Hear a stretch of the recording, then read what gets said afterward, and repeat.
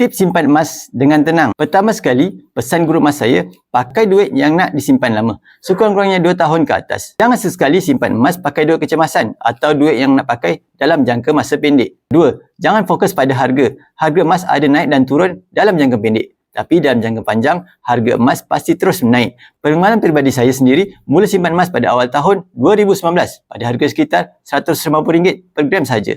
Hari ini tahun 2025, harga 1 gram emas sudah pun hampir mencecah RM600. Dalam tempoh 6 tahun, harga 1 gram emas dah meningkat lebih RM400. Ketiga, fokus pada pertambahan gram emas bukan pada peningkatan harga emas. Ini kerana berapapun harga emas masa itu tak penting. Yang paling penting ialah berapa gram emas yang kita dah ada. Yang keempat, tip mahal dari guru saya ialah kalau kita nak konsisten menyimpan emas, simpanlah ikut tangga gaji. Contohnya, gaji RM6,000, maka tolak 10% iaitu RM600 dan simpan dalam bentuk emas di akaun Emas Gap Public Gold.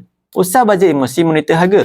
Yang penting setiap kali gaji, kita wajibkan diri kita untuk simpan 10% daripada pendapatan dalam bentuk emas. Nak lagi mudah dan senang, boleh set terus auto debit Gap selama 5 tahun. Setiap bulan ada sistem yang auto tambah kekayaan kita dalam bentuk emas tanpa gagal. Bagi mereka yang ingin memulakan simpanan emas dengan ilmu yang betul, boleh klik link profil, daftar akaun pencarian percuma dan saya akan bimbing anda sebaiknya.